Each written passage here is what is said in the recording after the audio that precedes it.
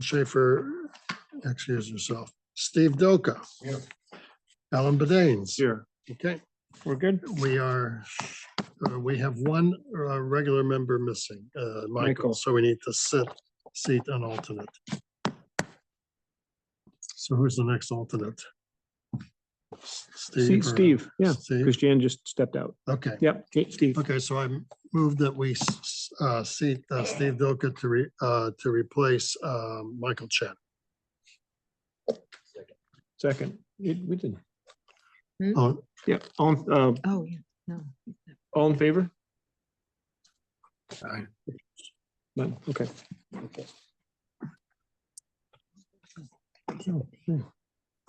think we're good. Okay. Okay. I need a motion to approve the minutes from the 9th, please. Anyone? Anyone who was here? That's a rule. Nick? Second? Second, Steve? All in favor? Opposed? Okay, Abstain. so moved. Okay, let's start with the Waveney Park Conservancy. We will, I don't know that Andrew will make it for cash management next, so we'll see, but take your time. We have your presentation. Thank you. Thank you. And the only, I think they're both, are they green or red? I can't tell. Okay, so make them green and then pull them close, otherwise it doesn't really work. Thank you.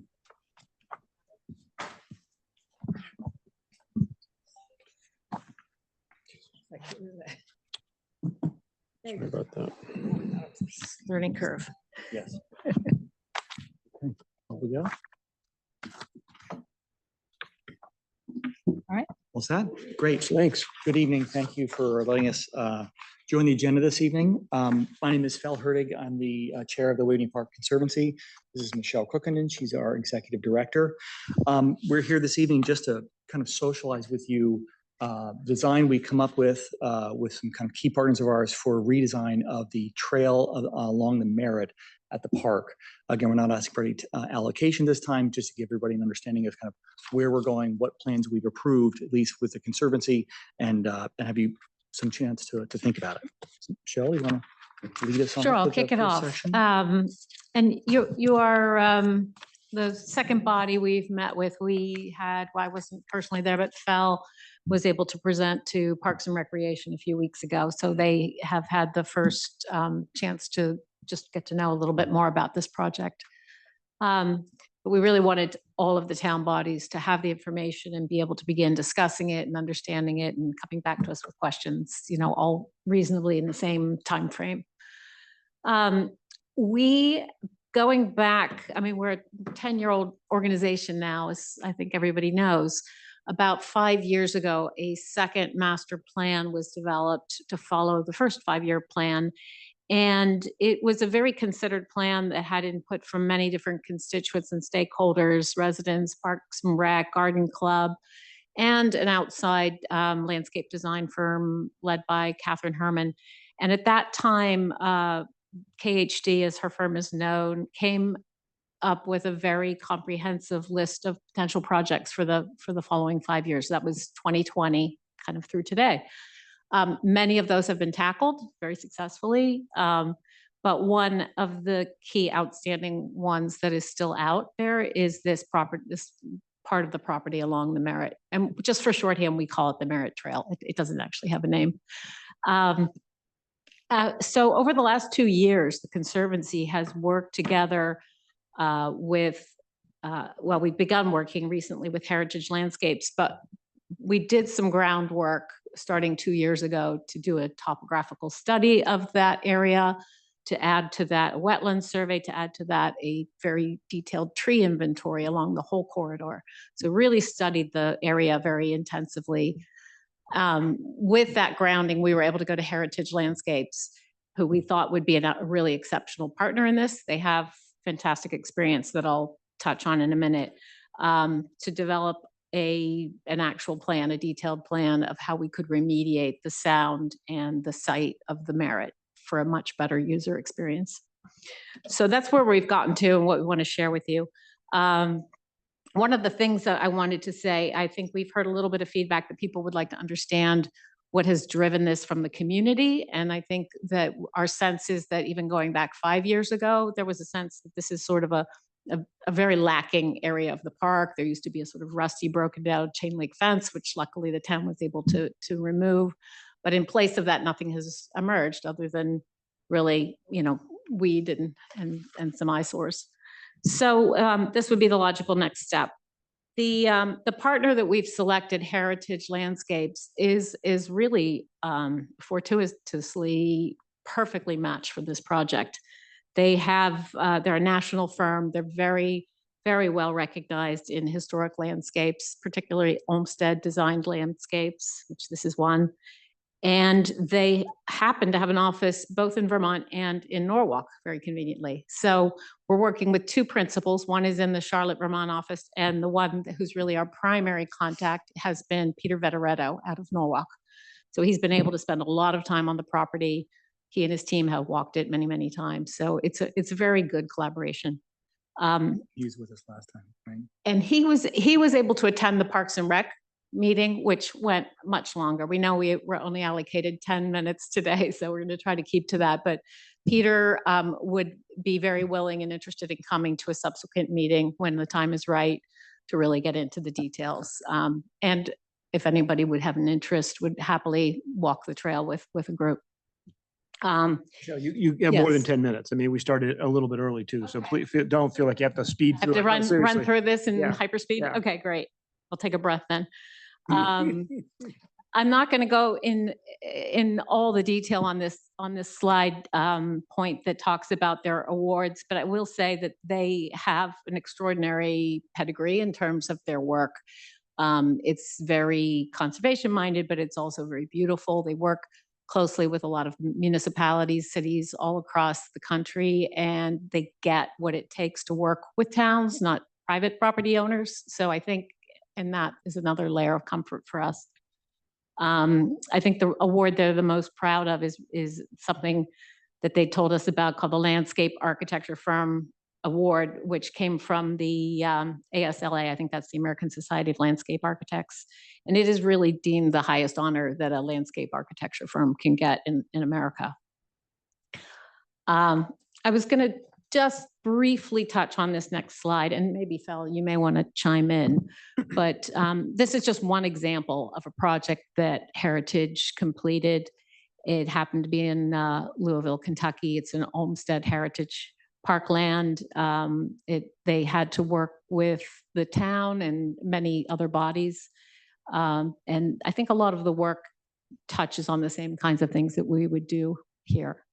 And for reference, you can always check out their website. There's a ton of detail on their projects.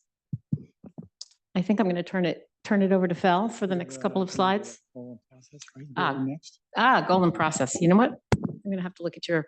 I think I skipped that one over. Thanks, Phil. So some of the goals here, I think first of all, how many of you walk that trail or elsewhere in Waveney regularly? Most of you. Okay, great. I mean, I don't have to state the obvious. It's not the most attractive trail, and it certainly is the noisiest. If we can do something to reduce those impacts, which is not to say they're going to be eliminated, for sure not. You can't make the merit, unnoticeable at all. But by creating a richer visual experience on the interior, also mitigating the sound with some significant barriers, and we can talk a bit about what those would be, and creating something that's also easy to maintain were some of the objectives. We asked Heritage, and they're very deep in their knowledge in Olmsted Park. So they really wanted to understand what the history of this was and what the Lapham family was doing together with the Olmsted brothers back in the 1930s when the Merritt was being envisioned, but not yet constructed.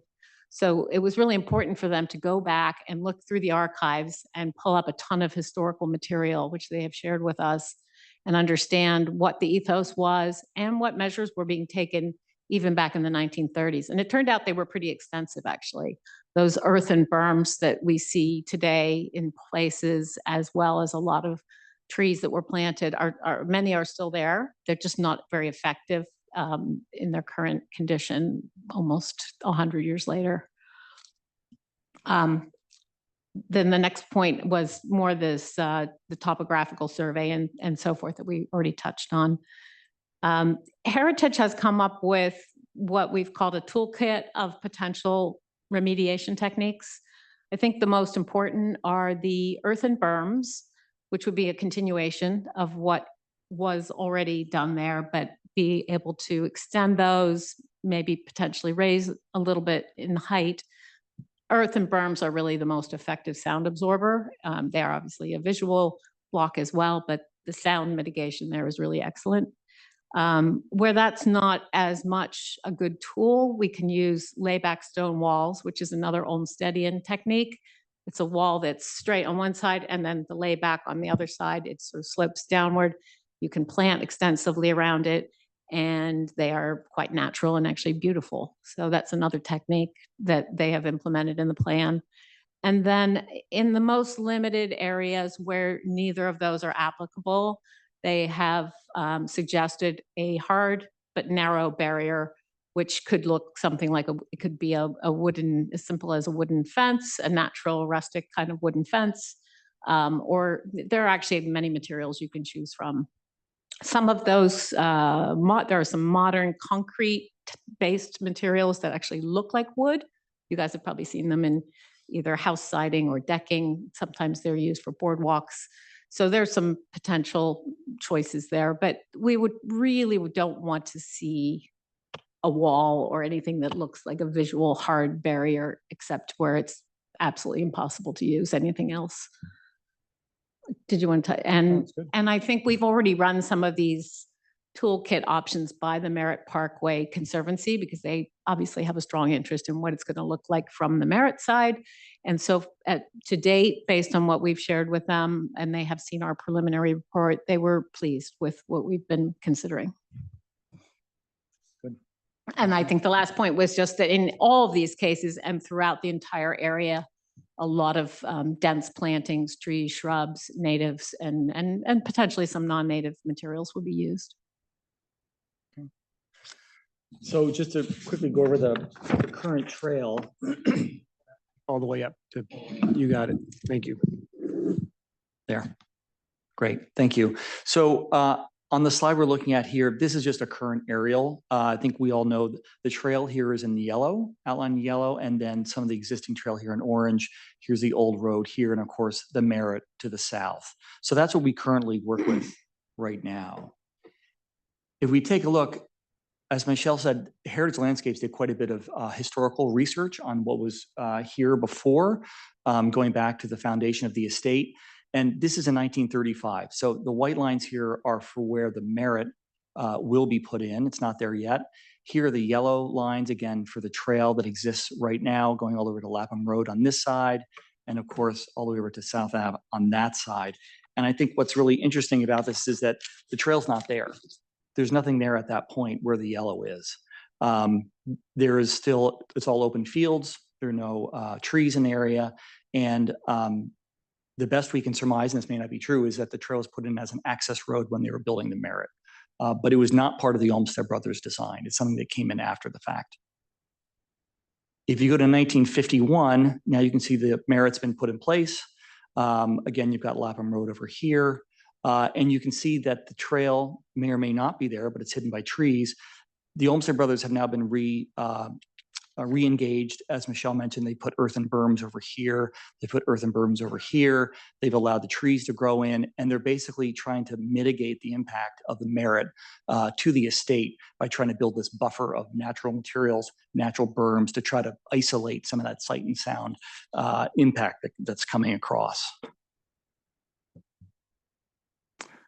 This is the current trail. This is just a section of it, kind of closer to the east side. This is the road here, you know, that you can walk down the long path from the house, from Jenny Meadow or Anderson Pond. And here's a trail. And this is just to give you a sense of the level of design work that went into, analysis went into this by Heritage. These kind of, I don't know what that is, cranberry, red, I don't know. These lines kind of show the level of the decibel reading they're getting along the trail, where that you're getting so much impact from the Merritt kind of seeping into the park. It's less here because, of course, you've got the earthen berms, which are nice and are shielding the visitors. The orange cones here are showing the view sheds. Unfortunately, you're getting from the trail onto the Merritt itself. So you're sadly really seeing all that traffic flying by. So it just gives you a sense of both decibel readings, noise level, view level, impact. And as Michelle mentioned, this is something that the Merritt Conservancy really enjoys also, because they really want a greenway. They don't want to see us as much as we would rather probably not see them. Them meaning the cars. So they've done quite a bit of work on this. Sorry, if we go to the proposal. So where do we go once they've done all this work? So Heritage came up with a couple different designs. This was the design that the Waveney Park Conservancy voted and approved on. And basically, there are a couple different elements here, but you can see again, the Merritt is down here. What they're really proposing is expand the earthen berms on either side here to protect the visitors and move this part of the yellow trail here inland. It gets it away from the trail. You're not going to be able to get rid of all the noise and all the impact from the parkway, but it's bringing back in natural Olmsted Brothers design ethos. Not gentle curves, no straight lines, nice views as you round corners, and expands the trails as they go back up into the property and into the meadows. There would also be other changes to the trail down here, again, to try to protect the visitor experience and the people walking, to get them away from the parkway as much as possible and limit that noise that they experience.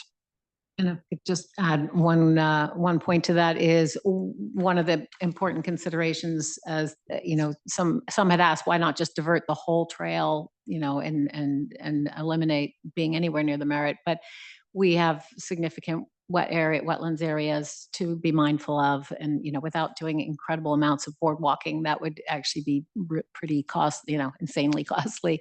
But I think more to the point, they are really factoring in gradation of the land and trying to keep within a pretty user-friendly. We're not going for an ADA type standard. This is still going to be a rustic woodland trail. You're not going to see people in wheelchairs easily accessing it, but it should be a nice experience without hiking up, you know, incredibly steep hills and vales. So hopefully cross country will still enjoy it, but the idea is to make it pretty user-friendly. I remember, I think they were citing kind of the U.S. Forest Service trail access guidelines.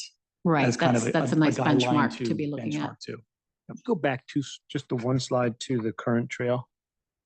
So the high decibel on the lower left, my lower left, you're all the way down, Way down by all down Lapham the Road. corner, right there. Then go to the proposed. Where is that space on the next, on that page? I'm not following that exactly because of those shades. Oh, it's not on there. Is it not there? I think it's right here, if I'm not mistaken. So, but Back. You're cutting off the road on this, so it's hard to give an may exact. not be apples and apples. I don't know if that's even on the ground. I'm not sure. Because that was the highest noise. Yeah, I think, sitch, and actually, you know what? It's before the berm. I think it's right in this section here where the old Lapham Road went and then came down. So right in this section before the berms start, I think is where he said was the highest Okay. impact. But the second highest impact was you're moving the trail accommodates. I think addresses it. If I'm again, I can't quite Yes. compare A to B here because of this. And then this section here would be, and you're right, I think we deemed this to be the highest impact because it was the longest contiguous section that Mhm. had an impact. The other sections you point out may be in fact louder, but it was a shorter section of trail that I think is used less because it's people coming in from Lapham Road or coming down the walk along Lapham Road and then entering into that southern part of the park. Okay. I have a question. You mentioned earlier that you would consider using non-native species. My understanding, I could be wrong about this, but when they originally built the Merritt, they particularly chose native species back in the 30s. And they're like 800, 1,000 species of native species that you could use. Why would you consider non-native? I think we are primarily trying to Primarily, use I native. think where there is just either light considerations or, with climate shifts, there are some trees, we're finding a lot of our native typical woodlands trees are suffering the ash, the beech, as you guys have heard, I'm sure many times. Being able to bring, maybe not native to America, but maybe bringing maybe a more southern oriented tree that's proved to be a little more resilient, drought and extreme weather resistant, for example, could come into the palette. So I think the idea is to make it very sustainable, primarily native. If deer pressure is overwhelming, like we've seen this around Anderson Pond at Waveney, there was a really beautiful pond landscaping installed about 5 years ago. We're now finding that between rabbit, deer pressure, drought, et cetera, we have to reconsider what mix will actually be sustainable. So hopefully it's predominantly, maybe even entirely, but that would certainly be Heritage's preference too. Thank you. So we move into the next slide here. This is talking about some of the specific trail enhancements. I think most people know this is a little harder to understand, but this is the view if you're walking along the trail and the Merit's just on the other side of this hill, this berm. So Lapham Road is to your back. If you're walking up here, I don't think most people even realize, I know certainly I didn't, this is actually a man-made feature designed by the Olmsted brothers. That's an earthen berm that they put in place to try to mitigate some of that sight and sound impact to the estate. And this is part of what Heritage Landscapes, this is the same thing right here. They're saying, let's expand this, build this out, and then curve the trail back into the woods and get it away from the parkway. Same thing is over here on this side. They're saying, let's expand the berms and again, protect the visitors from some of that sight and sound impact from the parkway. And they're just giving us some visuals here. And we have some nice booklets on the reports that Heritage Landscapes developed for us. And we can get those to you after the meeting. There's a lot of history on the park, a lot of history on the work analysis they did and how they came up with the design proposal. Can you talk about, I used to live on the southern end of town and used to be in that trail a lot. And then I was just there a couple weeks ago with friends, and you never used to be able to see the Merit. I mean, you could hear it, but now there's a very big visual. And is that from the state clearing the trees, or why is there such a big open? It never used to be like that. And so I was shocked actually to see such a wide open view shed there. I've been here also 20 something years. I have noticed a similar feeling. I'm not sure I have an exact answer for you. One perception I have is that the chain link fence, while it was unsightly, had some things growing up it and around it that may have been eliminated when the fence had to come out. I doubt it was quality landscape material. It was probably mostly weed or invasive, but there was probably some plant material lost then. But we also have lost a ton of trees. We really, throughout the park and throughout town, have seen huge decline in a lot of our native trees. And I'm sure that's happened there too. And I did see, I read recently that a couple of years ago, a tree fell onto the Merit and killed 2 people in a car. And as a result, they decided to make it safer by cutting back more trees. Like That is instead true. of 8 Right. feet, Yeah. they went down like 16 feet away from the roadside. Mhm. And that took down like hundreds of trees. Yeah. well, and I know Peter Vetteretto, again, from Heritage Landscapes, has mentioned, to Michelle's point about even just a chain link fence, if it had ivy or weeds growing on it, that the human brain experiences noise through also a visual experience. So even if it's right there and it's not any quieter, if you don't see it, your brain filters it to a certain extent, so it just doesn't have the same impact. So he mentioned that that's a factor.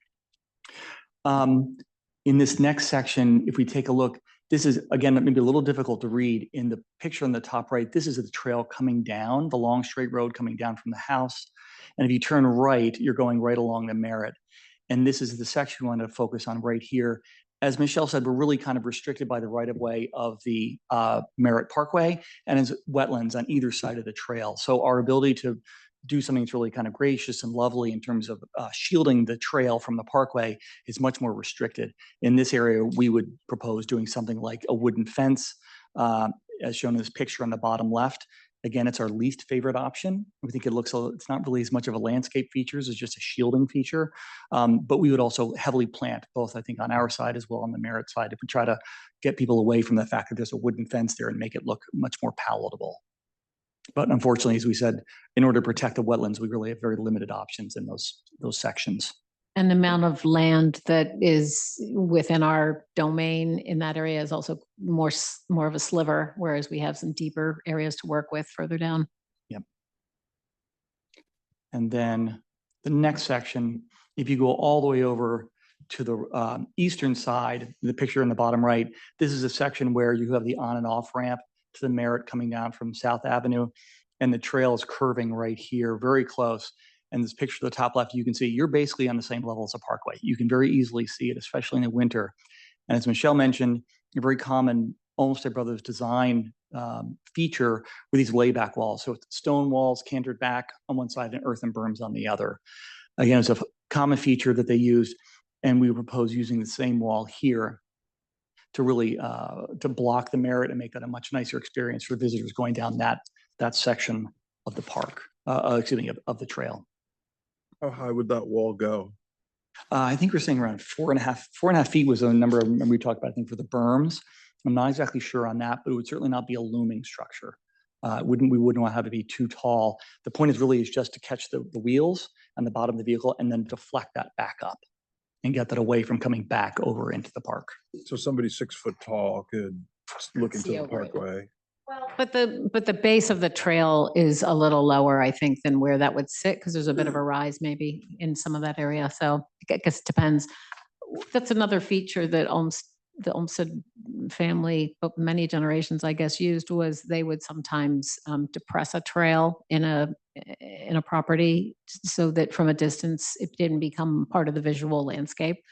We're not necessarily incorporating that here, but it is, especially because it's a wetlands area, we probably cannot do that too much. Yeah. But we can also have opportunities to mitigate water issues for maintenance by using water bars or other water management tools. So that's another thing that we're considering to make sure it's a really lasting trail bed. And one thing I'd add also to your point is, if the trail, it's a good point, if your trail's right against that wall, you've got a much better ability as somebody who's tall to see over onto the Merritt. If it's tucked back a little bit, then you've got the benefit of a little further away, so your angle's not quite as significant down to hear those tires, and you're tucked back away from it. So you see less of it and you hear less of it.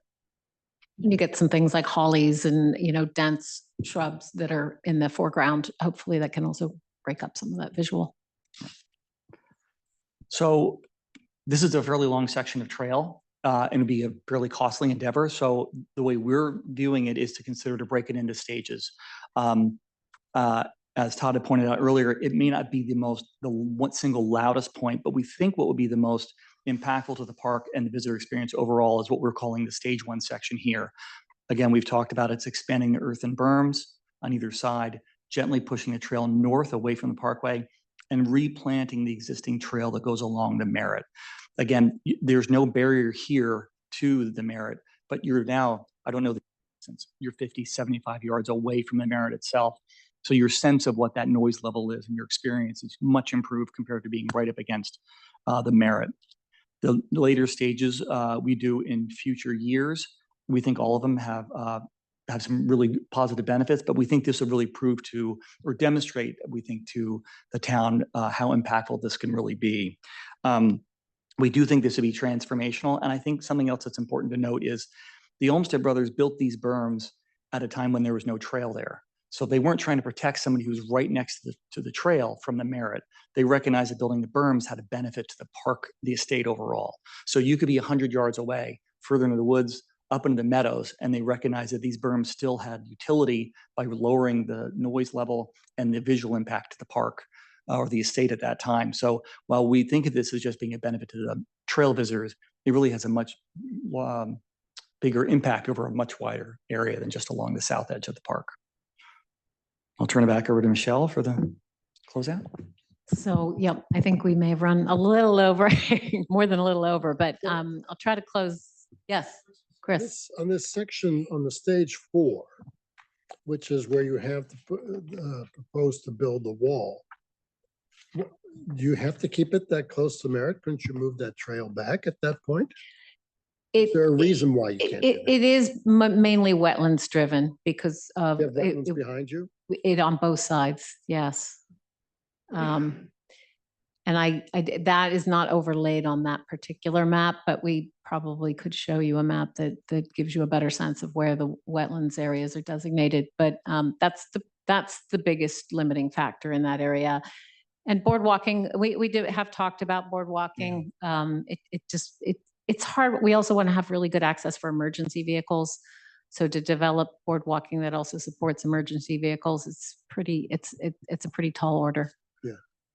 We Okay. do the plan and the funding and the timeline. Yep, we'll head into that quickly. We definitely think this should be a staged project, both for the, disruption, the cost, and also the ability for people to see the impact and hopefully feel good about it. So it could be 3 to 4 stages. Heritage has given us a very rough order of magnitude, costing of about 2.5 to 3.5 million for the full project. This would not include doing the construction documents, which would be done outside of their firm. We see in a pretty logical first phase that Fel was pointing out the possible phases, but we think that piece of the property closer to Lapham Road is more of the logical first phase. And we have a rough $1 million to $1.5 million tag on approaching that. Funding, we are not coming to you to ask for funding today, but the Conservancy does have significant reserves. We've just had a nice fundraiser, which was terrific. Some of you were able to attend. We see undertaking a capital campaign over the next year and a half, and there might be some state grants, although I'm less likely to believe that right now than maybe a year ago. But we do have some previously committed allocation from the town. So I guess what we'd leave you with today is a thought as to whether or not this would be an appropriate use of our allocation from the last couple of years that is still in reserve.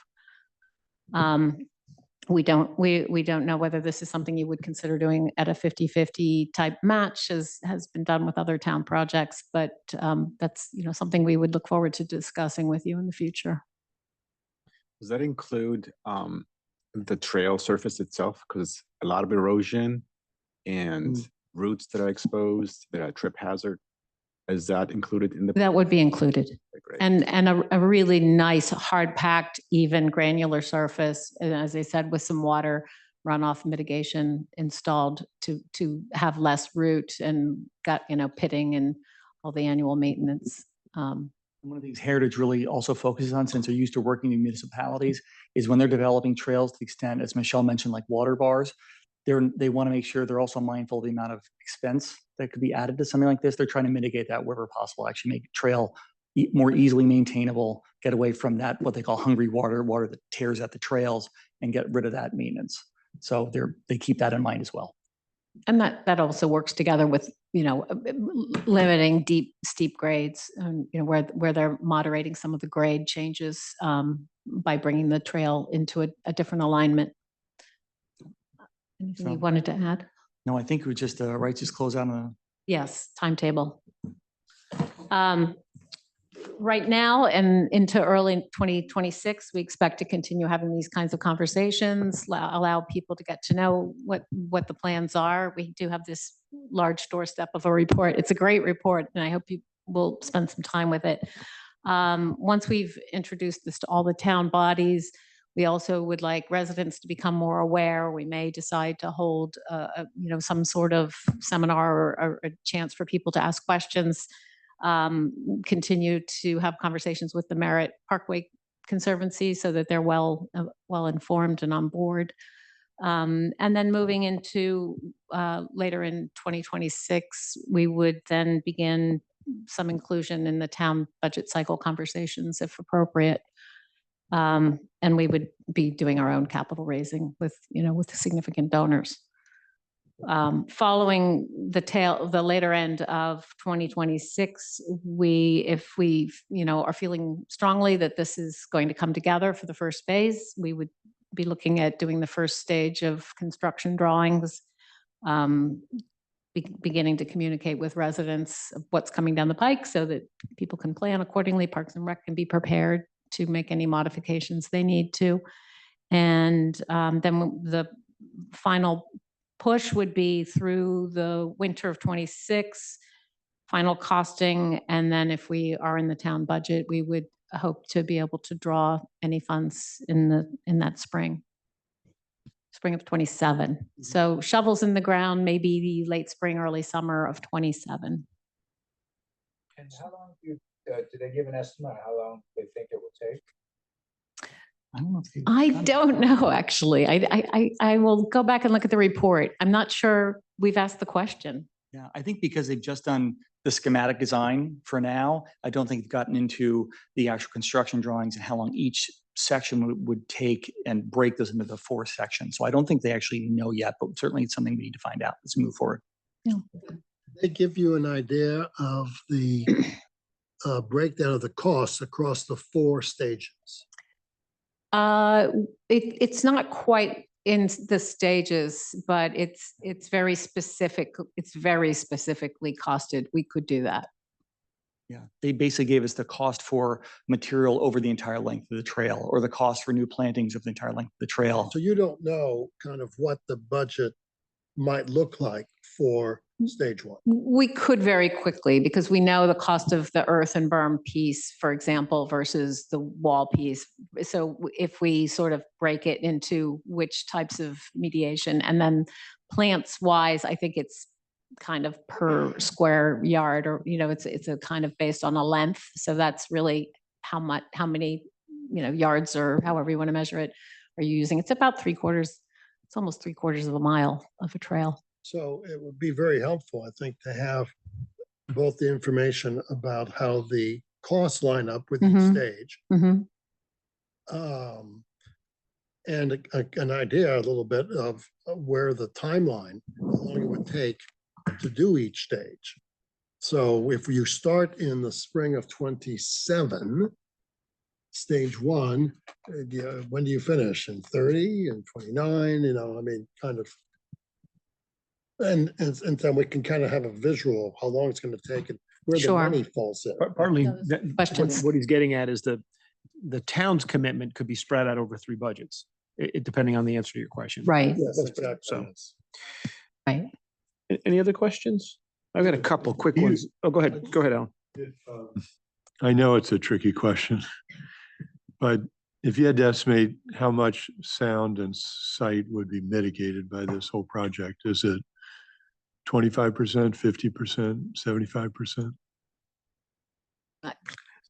I don't think I'm going to take a stab at it, but I bet Well, Peter Vitoretto We'll need would. to know. I think Peter would feel more comfortable. He has done these kinds of projects with, they're pretty good sound engineers, actually. They understand the movement of sound and the absorption capabilities of all the different materials quite well. So I think there could be a reasonable answer to that. Personally, I'd like to see it be more than 50, but I don't know. I could say that's the case. It's kind of a return on investment question. Yeah, I understand. But I think what we also have recognized walking this trail so many times with Peter and his team is he can draw our attention to how your overall experience is affected by these other factors that we were talking about. And it is actually amazing how much less you notice noise when you have something else to focus on. So yeah, but hopefully the noise impact could be greatly reduced. So my question was going to be, since the goal was to remediate sight and sound, what are the percentages of each? But you stole my question. But on site, I would guess he can make a pretty good estimate over some window of time, right? Within a year or two, whatever's planted is going to address the site percent.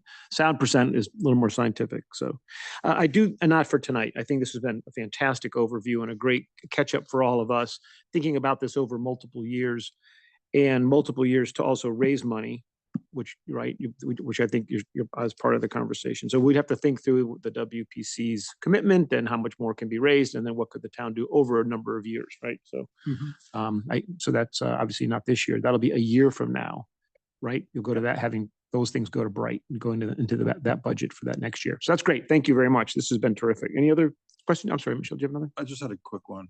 I know that the surface of the trail is predominantly used by pedestrians, but do you take into consideration the cyclists using the trail? In the trail.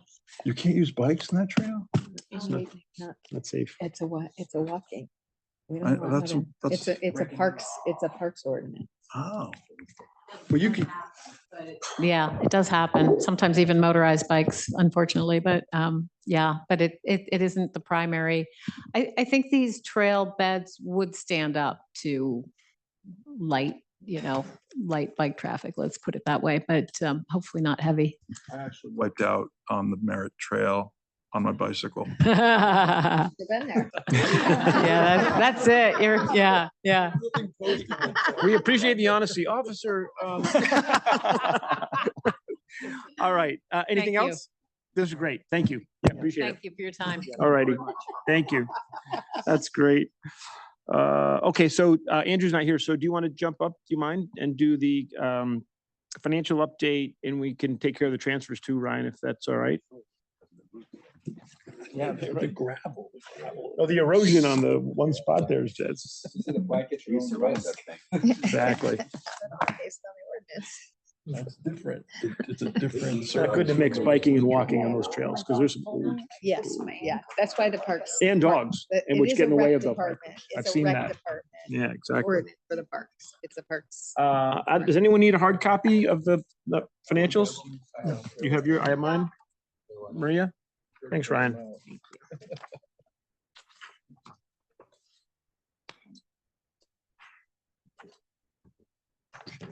Well, I read this with a smile on my face. So I got to the one line you're gonna have to explain to me, so. I know which one. we're Okay. We got an answer. We saw that right away. Let's-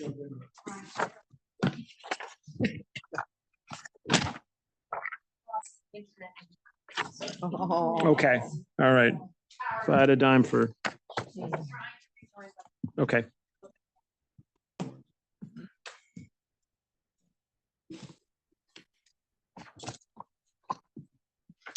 So over to you.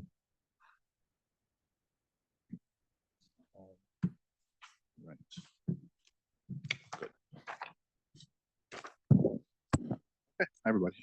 Hi. All right, so we're going to jump into September financials for the general fund. Starting with revenue, as always, overall year-to-date revenue, we've earned 94.1 million this year, 53.7% of what we budgeted for the year. 3.7% more than last year.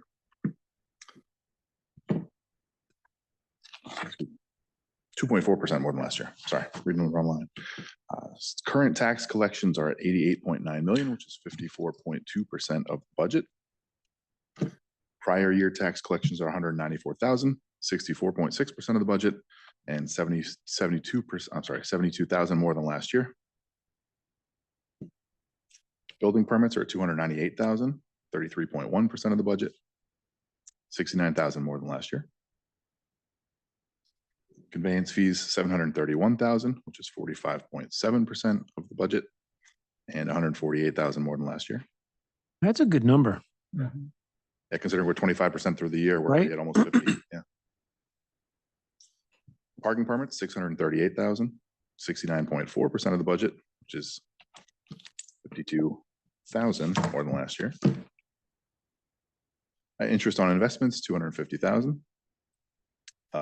Well, 250,000 with some missing information, I'll say. There you go. You picked it up. What happened there? Missing a month? Statement, and Okay. we have 2 entries on interest. So that's an additional, what do we say, 400,000? So we'll be about, There you go. last year, what do we say, about 50 to 60,000 less than last year. at Okay. this point, Okay. With yeah. the rates being a little bit different. So say that again. And I appreciate the timing of the statement. So the timing of the statements, it was so there's 400,000 more interest. 400, yeah. Okay. Yep. All right. Thank you. total number I think you gave me 660,000. Which almost eliminates that variance is what your point is. Okay, good. Tipping fees from the transfer station, 65,000, which is 15.7% of the budget and 34,000 less than last year. That seems to be a trend so far this year. Those numbers are going down for whatever reason. Board of Ed excess cost grant 0 right now, and we've been getting that February through April or so. So we Mhm. expect that later in the year. And I have all other revenues of 3 million, 70.5% of the budget. It's 844,000 less than last year, but still, I can break that out a little bit more. So on that cover sheet that you have there, the one that I had posted online earlier this afternoon had some missing and bad information, so I've updated it. That's the printouts, in case you wanted to see that. So we've got member equity is an increase of 64,000 from year to year. But the next three, operating transfers in is a reduction from last year of 529,000. State property rebate is a reduction of 102,000, and unrealized gain and loss is a reduction, at least as of right now, of 286,000 compared to fiscal 25. So that's the big number, the 844,000 or so. That's primarily what made that number up. What's member equity? You told this me like an hour ago. So Kerma, or do Yeah, no, go ahead. No, go ahead. You. That's all right. I don't want to take credit. Kerma is our insurance company for our LAP and general. So what they do is every year they look at what they've made or what they have on their books and will give money back to their members, meaning the towns. So they have a certain level they keep, and anything above that, they give it back. So we've had, was it 2 years ago? We got $114,000 check in my, Yeah, the big check. yeah, check in my office.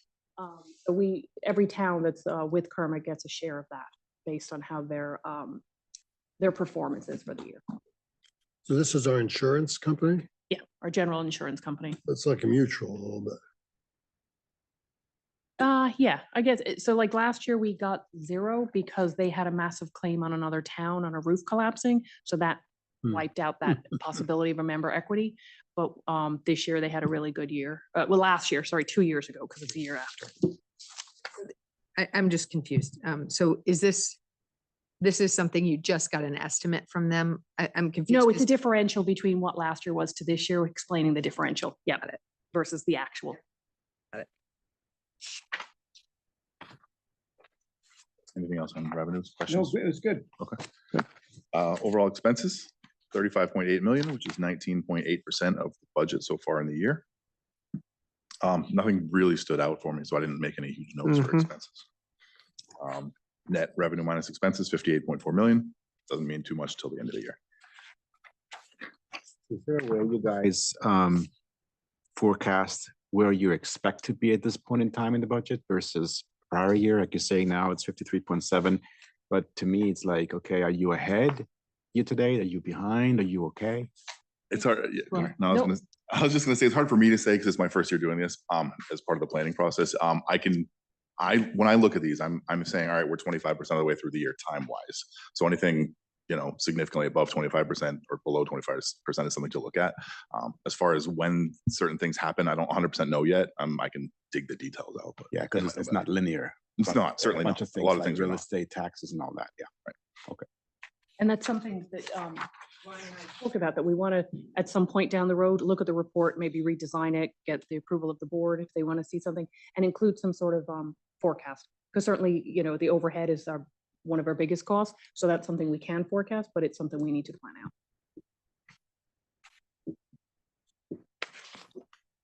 Questions on revenues or expenses?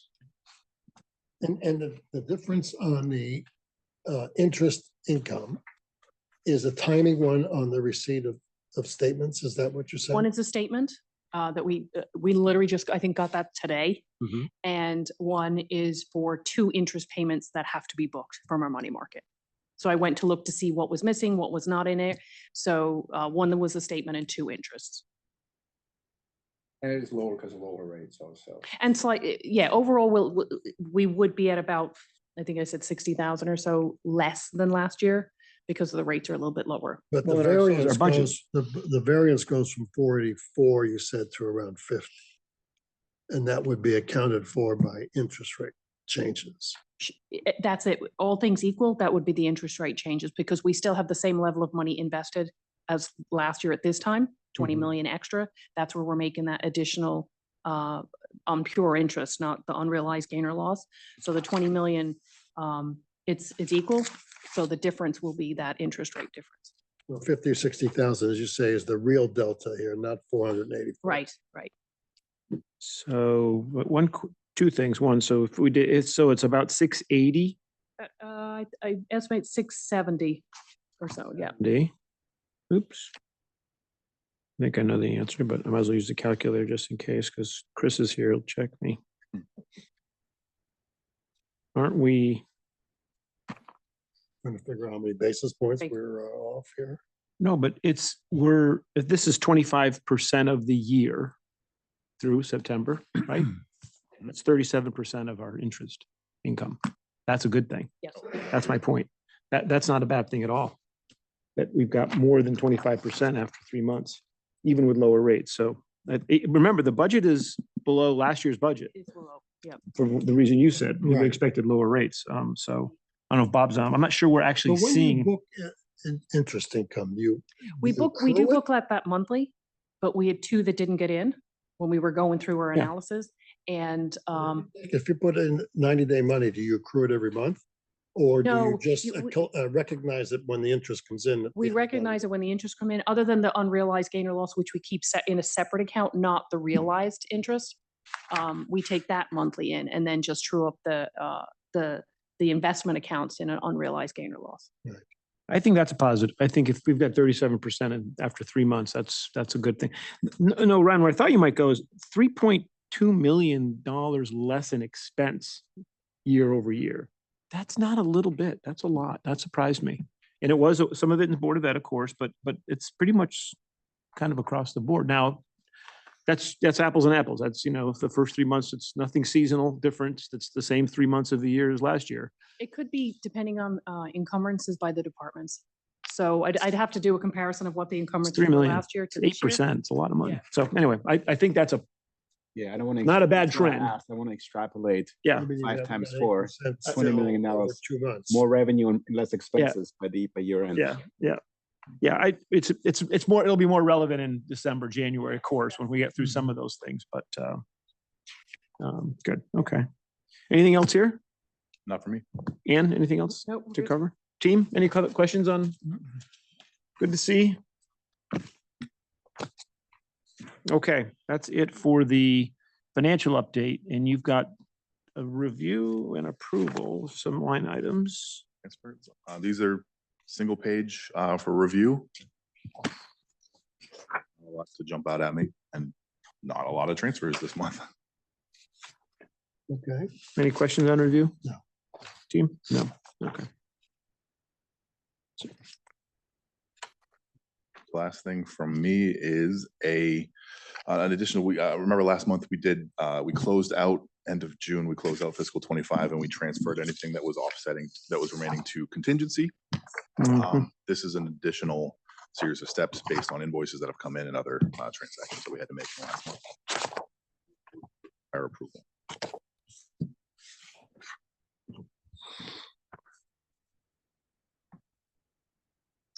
Total 211,583.61.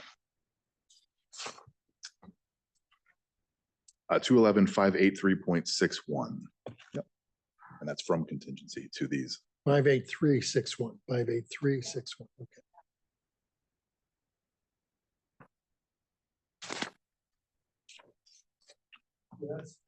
These are projects that are being closed out, so So at the end of the year, on the general fund only, we take the budget of where it stands and we flush it and bring it all to contingency. So when we brought it in front of you from that point to now, we have as invoices keep coming in, we have to keep accruing it back. We changed the budget number we did from last month. I'm hoping we don't have too many now. We have what's called our 60-day look back is closed. We'll do about anything, at this point on, we turned the books over to the auditors last week. So anything at 1,000 or above will accrue back and it will change again. But we're So- still to the so this good. is money that's going out. This one is because we have the bottom line, you'll see the operating transfer. That was an approved project that was sent to the special projects. that journal entry needed to get done, so that's what that one is. The big one on the one Yeah, that's the 92. bottom. Yeah, operating yeah, transfer, yeah. that was a previously approved, That's virtually all of it. Yeah, that's. we have that's the to, whole we thing, did the yeah. journal entry and got it through, yeah. I mean, everything else is within whatever, Yeah. it's- 20 grand. So the motion is to approve a transfer from, The budget transfer is as stated here. okay, but from two? So it's gonna be a bunch of from and to on the top part, going against the contingency down the bottom, below the, Yep. Okay, so double line. from all those account descriptions to contingency. Is that what you're telling me? Okay, In total, it's from contingency to. back to those Yeah, projects. yeah, That's what, that's why, so that's we're why I taking said. the money out. Exactly, We're exactly. spending the money. Yeah, exactly. We're not saving. the money. Yeah. Well, I said from two, that's why. Okay, so we gotta spend another 211,000. Yeah. All right. Okay, any questions? It was largely the one item, the rest is all twos and threes here. No questions, we'll have a motion to approve the transfer as stated. So moved. Chris, second? Maria, all in favor? Aye. Aye. No opposed? None. 1, 2, 3, 4, 5. Yeah, we're good. Okay, so moved. Thank you. Thank you. Okay, that's the financial update approval. Is Andrew coming or we'll keep going? This is the end. Got one more thing. We can go, well, we'll have to go to an executive session, which is fine. And wait. Okay, all right, let's do number 7, approve the meeting schedule. Okay, great. You should have it, the proposed schedule. Yep. I see lights. Say again? Oh, Bob, what happened? You get your power back? Yes, for the moment. Let's hope it stays on. All right, great, thank you. Sorry, whoops. Team, this is just our general schedule. It's just basically this year's schedule minus a day or plus a day. Shouldn't be any concerns. We do need to approve it, though. Are there any conflicts where it's not the second Tuesday? Well, the budget month, of course. Budget month. yeah, Forget that. Avoid any of the school holidays, things like that. So again, on May So 12th, May 12th. that's a concern? No, but it's just noted. It's not the first. It's the second, probably. Our meeting is Usually the second. second Tuesday. And certainly on the budgets, Tuesdays and Thursdays. Mm-hmm. Okay. Okay. If there are no other issues, we'll have a motion to approve the schedule for the 2026 Board of Finance meetings. Second. Nick, second. Steve, all in favor? Aye. Aye. Opposed? So moved. Okay, then we have 2 executive session meetings. Tucker, I will start with the first one. We need anybody to invite for this? Let's see. So what I'd like to. So everybody but, yes, the lease. Oh, yes. Okay, yes. That's you. No, yes, okay. no. Okay, so then do I need to do, I'll do the first executive session, have our conversation, go out, come back to the second one. Just want to make sure I'm clear on that. Okay, so we have to do that. Unfortunately, we have to do that 2 separate little votes. Just bear with me, keep the rules clean. I like to be squeaky clean on these things. So I would like the Board of Finance to stay only. Bob, anybody else on? Nobody. And I have to ask everyone else to be excused. No, I don't know. Oh, yes, I'm so sorry. Yeesh. Jeez. Yeah, and the glass room or wherever you want to go is fine, everybody. Okay. Okay, with that,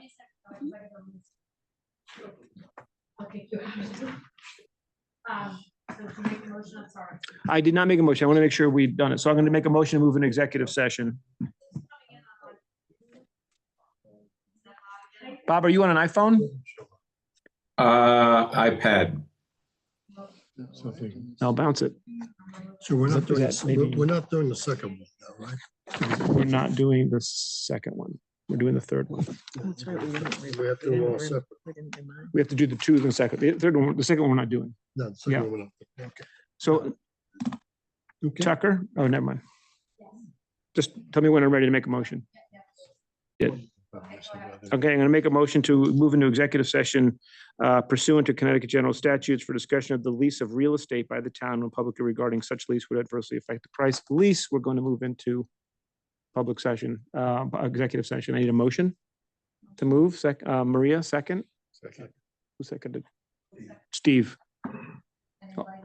I'm inviting the Board of Finance, Tucker and Deanna. Peace. Okay, all in favor? Aye. Opposed? None? Sorry for all the theatrics on that. We're back live now. Putting NCTV back on.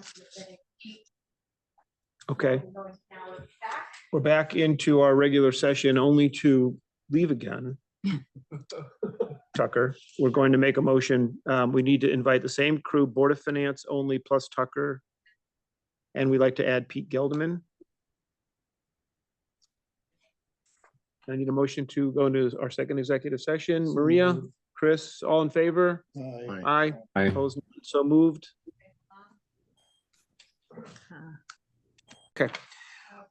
All right. Back in, we can bring Andrew in. We'll have our last topic here on cash management. Do you have to officially remove an item from the agenda? Oh, I do. When Tucker gets back, I have a note to myself to do that. We need to move, I want a motion to remove. I'll do it right now. It's fine. I just want to make a motion we're going to amend the agenda. There were 3 executive sessions. We're only going to cover 2, which we just did. So the third one, which is the second one, we will no longer be covering. So I'd like a motion to move to remove that item on the agenda. Please. Yep. Thank you, Victor. Second. Yep. All in favor? Aye. Opposed? None. Okay. Hey, Andrew. We are good. No worries.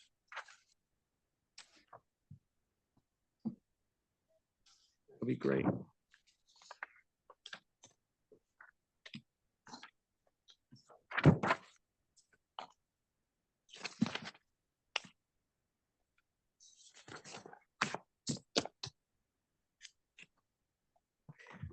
If you think we started at 7, it isn't that long of a meeting. Does that help? Started at 6. Well, if you want, that was the other meeting.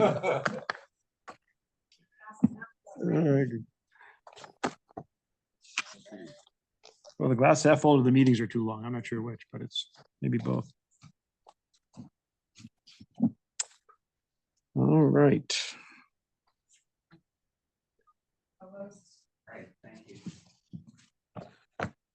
This is our quarterly update with you. Yes. And so, again, this line item is an important revenue generator for us. And so we do want to watch it and see how things are going. As we talked before, when we went through the financials, there's been an assumption rates will be a little bit lower, and therefore we took our budget down. It would appear as though we're running a little ahead of track of our expectations. We're more than 25% of the way of revenues accrued. We're at 37. So anyway, I just want to get your input. How's it going? What's happening? What's your read on kind of our ability to maintain this pace and hit that budget, and anything else, all things interest? Sure. So good evening, everyone.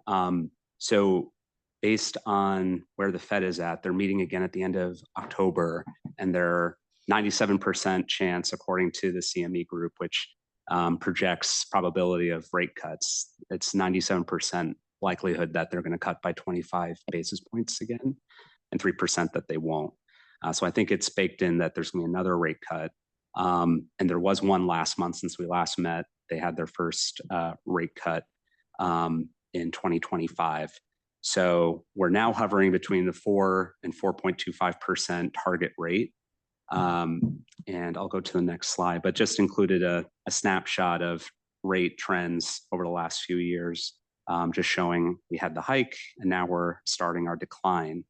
And so to the point you just made, Todd, The benefit of these heightened rates for longer means we are ahead of schedule, or I guess ahead of where we thought we would be. Right. Because we penciled in a $1.8 million general fund interest revenue, which was 200,000 less than the last fiscal year, again, anticipating rate cuts. So looking at the first quarter, and I kept the fiscal 25 numbers on here just so you can see a comparison month by month. Can you make it larger? I'm not sure we can read Yeah. it. Let me do that. Sorry, I'm trying to. Maybe Maria can read it, but if no one else can read. There you go. That'd be great. Yeah, absolutely. That'd be great. So, Yep. Can you see it now? Mm-hmm. Okay. So hopefully you can't see. I've got Zoom controls blocking part of my screen. Okay. So you'll see that we did have a bit of a bump in interest revenue in August because we did have, all those collections of taxes in July. And you'll see when we look at our, I'll scroll over there in a moment. I have the month end balances. You'll see that we still have most of our cash sitting at Webster because we are getting 4.11% interest, or 4.12% interest. Whereas, on our pooled cash account, we're getting less. And again, that's the account that's used to pay the bills. But then we're getting still in our grants and other, non-general fund money. We have smaller balances there, but still earning interest on those. But this gray line here, row 10, is just showing the general fund interest to date is 662,000. So again, if we're projected at 1.8 million, we're already over a third of the way there, even though we're only a quarter of the way into the year. So we that are was ahead. exactly what we were saying. Yeah. And just to show just a snapshot of our UBS and Janney investment portfolios, right? Because we've got cash sitting at money market at Webster, and again, 100% collateralized, fully protected should the bank go under tomorrow. We have these two Janney pots of money, and this is where Ann transferred to me an additional 10 million at the start of this new fiscal year to invest. And then actually, I think 20 million, right? Yeah, so we did 20, and I sent that into Janney to buy treasuries. Their rates were slightly better that they quoted to me, although I would think that UBS probably could access similar rates. But in any event, so the pot of money at UBS is more long-term, whereas the money at Janney, the 20 million in treasuries is shorter term. What is the term? Do you have it there? So we have generally 3-month treasuries. Janney's 3 month? Janney is 3 months. Okay. Whereas I have treasuries at UBS that go out, 12 months. Okay. I've been trying to ladder so that we don't, all of a sudden find ourselves having low yields to choose from, as rates start to cut. So I was able to lock in some decent rates on the UBS funds here, as well as the CDs. The CD portfolio goes out also more than 12 months. I was able to lock in some rates above 4% on those. The agencies, I'll point out, right, we have an almost equal bucket, interestingly, at both our brokerage accounts. Those monies were invested back in 2020, 2021 when rates were zero. And so those are earning a lower yield. However, I made a little cheat sheet here. We do expect a number of these, like this $4 million to start coming down through 2026. We're going to see about 2 million of that become available to park in higher, even with rates coming down. We're going to earn a much higher yield on that money than we currently are. Because again, we don't want to sell it before maturity and realize any losses. So while our treasuries have unrealized gains, these agencies have unrealized losses. Got it. Good. But happy to answer any questions. Sorry, I meant to. So the question would have been, are we feeling like we're on track? But as we see the numbers here, we're 37%, compared to the 25. My guess is you're going to keep a good number here the next 3-4 months. So correct. That 1.8 looks pretty solid. Questions? Bob, did the 10-year go under 4? Did it go under 4 today or yesterday? It was trending for a moment, but then it seems to bounce back up. But yeah, it's right. It's just 403 or thereabouts. Wow. But we're really focused, obviously, on 0 to 12 months. And that's driven largely by the Fed funds, so. Right.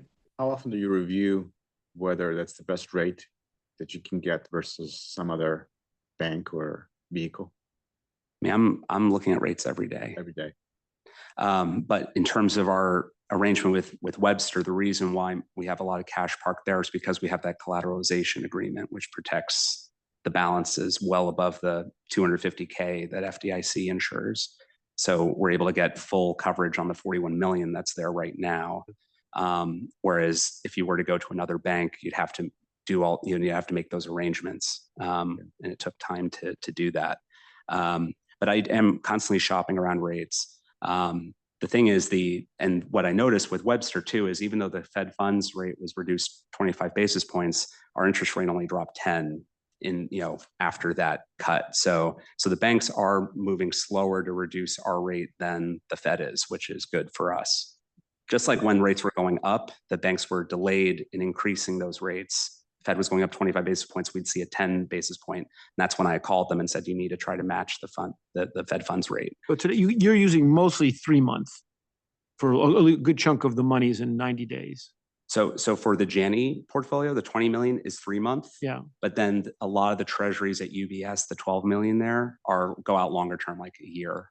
Because So Webster's effectively all overnight. I mean, it seems as though they need our money, which is a little worrisome, but.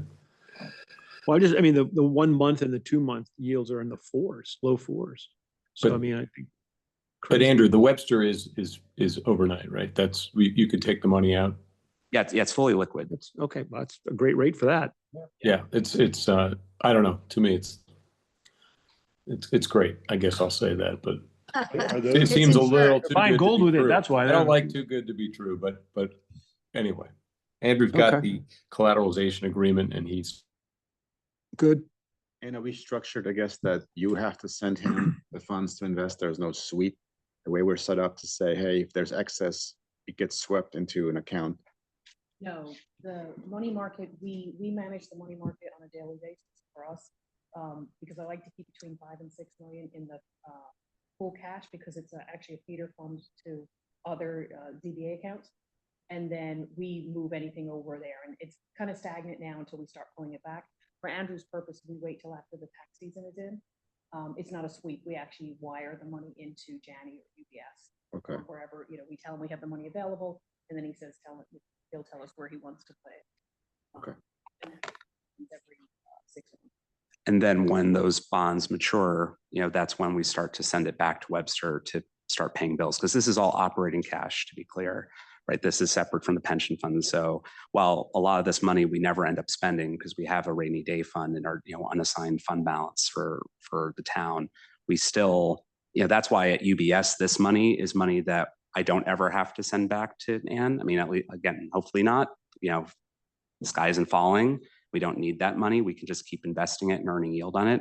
But the Janney money, I've been trying to use that account more for the short-term investments so that we can get money in there. And then we have a process where we can send it back again once we get later on in the fiscal year so that she can pay the bills. The run rate is like 12 million, 15 million. So, we want to make sure per month, right? So as the balances start drawing down before the next tax collection, that's when we start to send the money back to then pay those upcoming bills. Any questions? Alan, anything? Chris? No, I'm good. Bob, any other things to add?